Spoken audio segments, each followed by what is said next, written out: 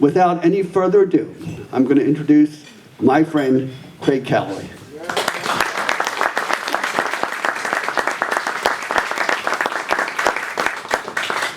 Try not to break your neck. You're going to do it every.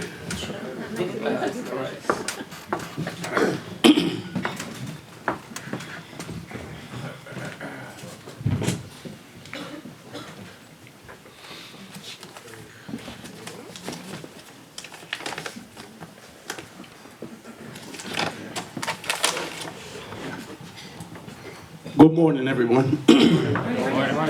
Thank you for those kind words, Seth, and you are my friend indeed. I want to thank this organization headed by my dear friend Seth Grossman for reaching out to me to be the guest speaker. It is indeed an honor. It is a pleasure. I feel very, very comfortable in this environment because I know a lot of you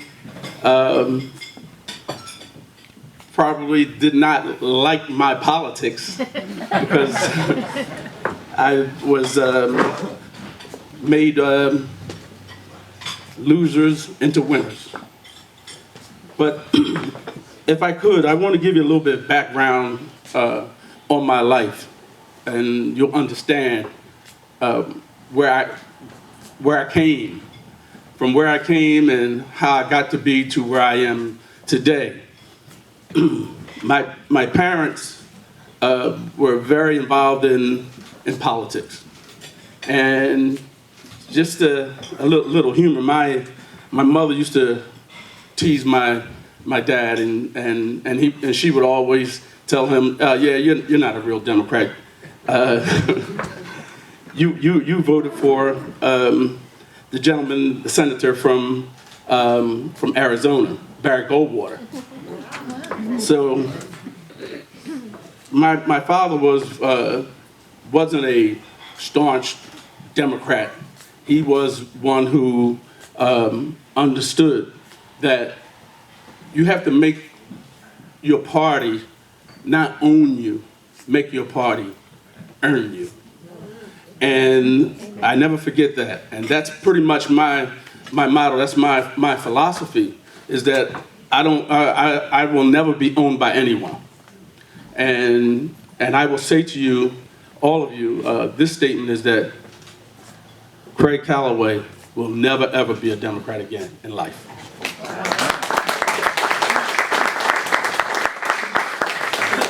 I say that with comfort because I've seen the real Democratic Party, and it is not a friend to the African American community, the minority community in general. They are very self-serving and extremely hypocritical.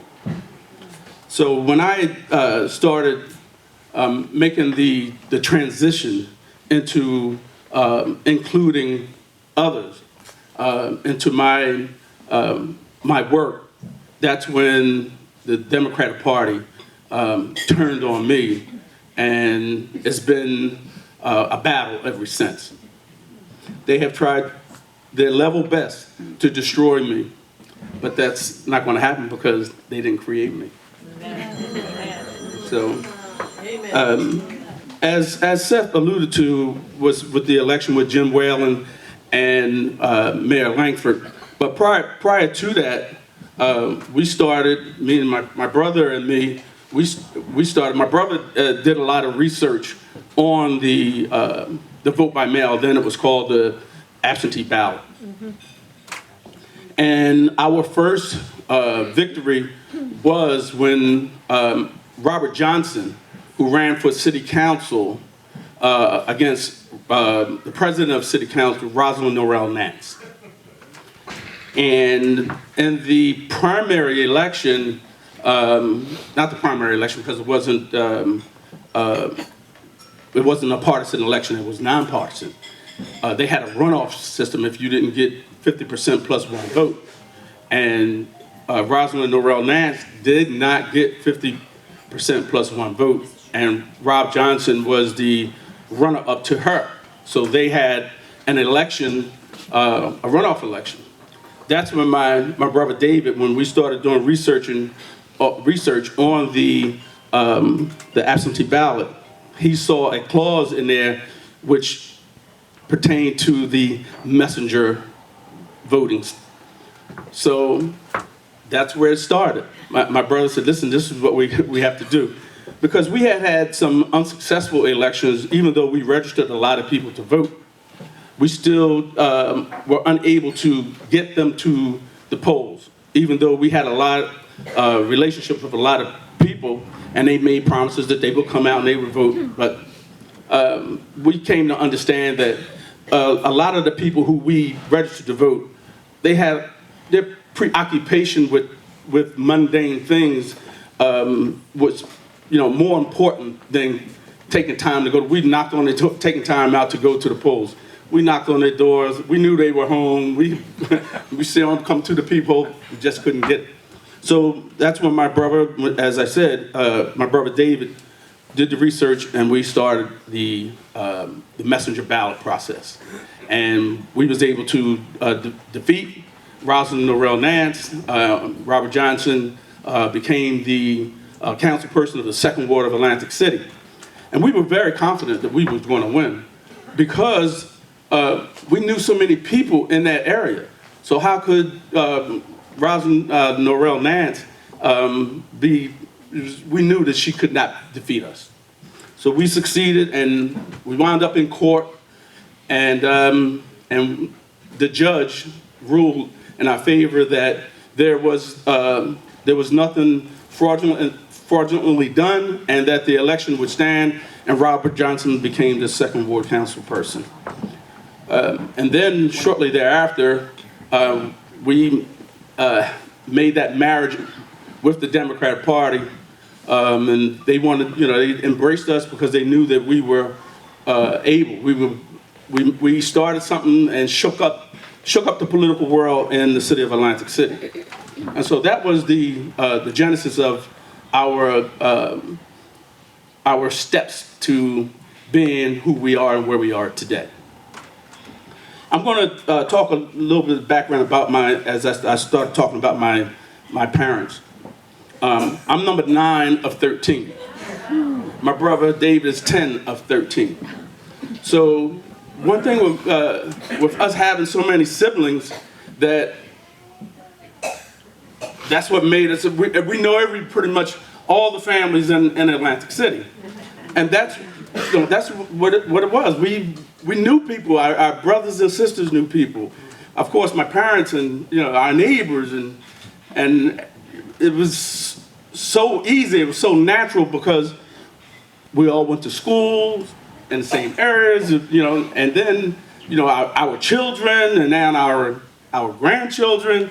And we made sure, one thing that we learned from our parents is that no one came into our house. If you were, my brothers and sisters, when they became age of voting, no one came to our house without being registered to vote. And I saw that. And I used that. That was something that we really used, is that everyone that we knew, everyone that we came in contact with, they became registered to vote. So I'm just going to give some pointers to this organization and to the Republican Party, is that things that, as Seth said, basically the genie is out of the bottle. I don't think we're ever getting it back in. So we have to, you have to use, some of the things that the Democrats use. Okay, because you're not going to change I don't think, not in our lifetime, that there will be changes to go back to the way, elections were run. So you have to make that change. And when you lose by a few votes, don't say they cheated. Work harder and outdo them. Because what you have to do is, as I said, everyone around you. Don't let your children, when they come of age, and their children's friends, when they come of age, to make sure they're registered to vote. Make sure your grandchildren are registered to vote, and all your grandchildren's friends, make sure they're registered to vote. No one should come around you without being registered to vote. And then follow up to make sure that they vote. And that's basically the foundation of our success. And what happened recently is that once I started understanding that the Democratic Party, how phony they are, how disingenuous they are, and I started making my transition to be independent, and that was a problem. That is a major problem, but I'm okay. I'm very, very okay, and I'm comfortable where I am. So I know as I said, the phonies of the Democratic Party, and I think that I can give a lot of pointers without really giving my my consultant business secrets away. But I will share with you, as I just did, is I just gave you some pointers of how to get more people to participate. And I said to my dear friend, the councilman of the 6th Ward, when he was out campaigning, and I came over and I met his children, and I believe it was his son. He was, I don't know if he was 16 or 17, and I said, well, what is the first thing you're going to do when you become 18? And I can't remember, but he didn't say register to vote. I said, no, the first thing you need to do is when you become 18, you get registered to vote. So that's what we have to do. Don't let anyone be around you and not be a registered voter. Please. And you will be successful. The problem that the Republican Party has is they spend a whole lot of money on traditional way of voting. It's not going to work. You're going to lose. You're going to continue to lose all the elections if you continue to, get your politics and getting people out to vote the way your parents and grandparents did. You got to make the transition. You got to make the change, because the elections are very close. Most elections not only in the state of New Jersey or in Atlantic City or Atlantic County, the election, there's usually not landslides. Most of the elections are close, within 1 to 5 points. And that's where you have to make the transition, you have to make the change. And don't be shy, because if you continue to spend all your money on people or on the consultants who are just bringing out the same votes, you're going to continue to lose. You got to add to the equation. And you don't have to try to change Democrats into Republicans or Republicans to Democrats. What you have it right here.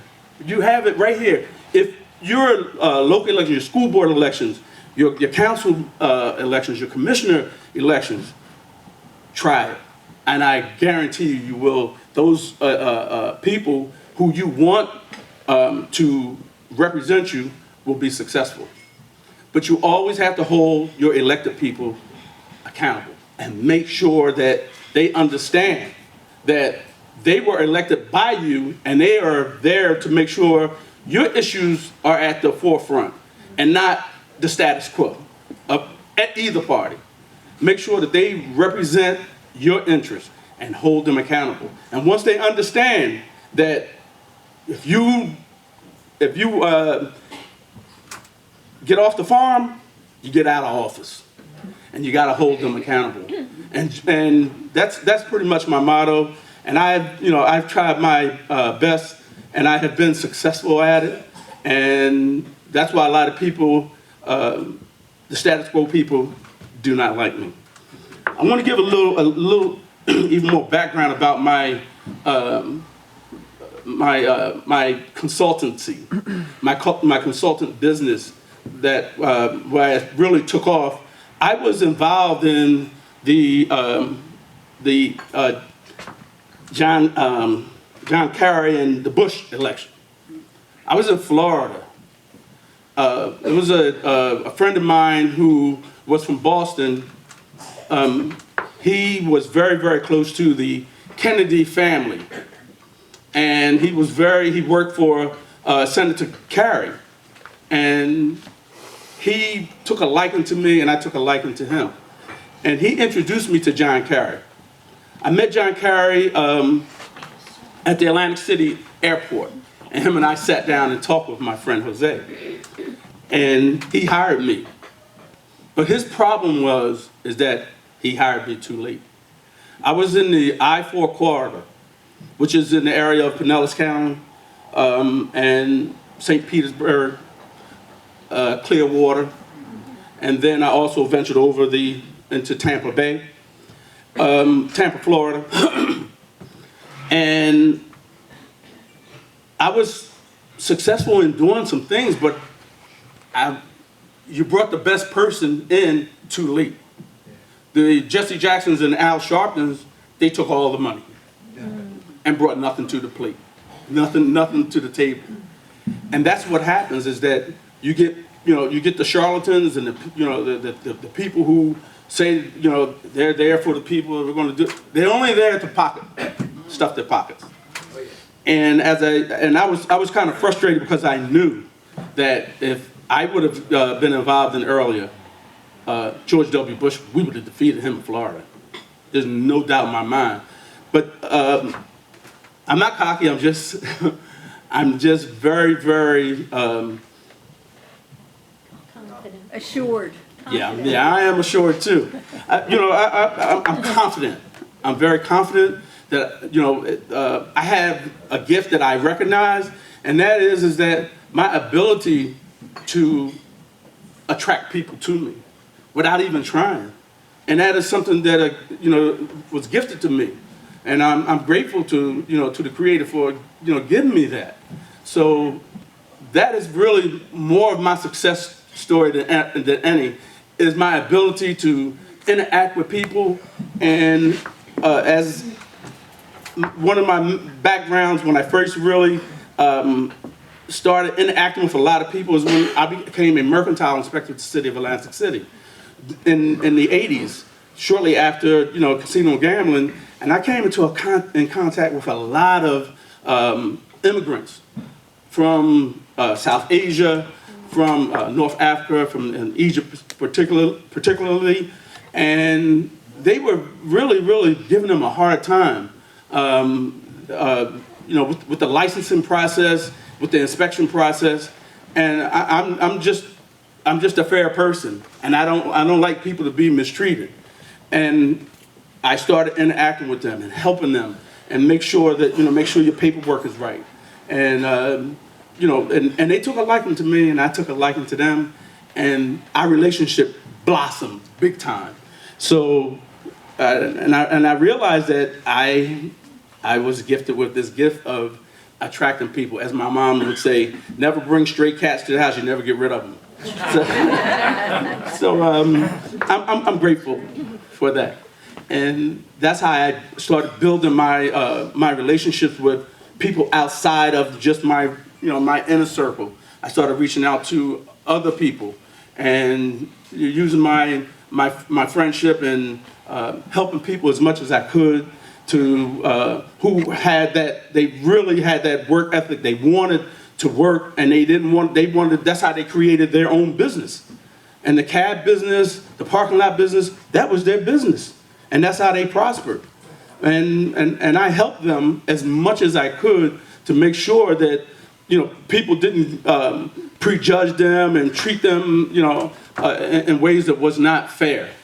And I still have that working relationship with them, and now some their children and even their grandchildren. I have a very, very good relationship with them. And so when it comes time to voting time, I go back to the people. I go back to the people and make sure that they're not just in Atlantic City, all outside of the Atlanta County area, and reach out to them. And it has been successful.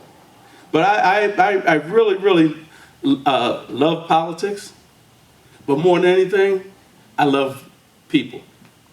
I love people. Obviously. And people were able to see that there was it was just genuine. Never asked them for anything, and I helped them, and they remembered that.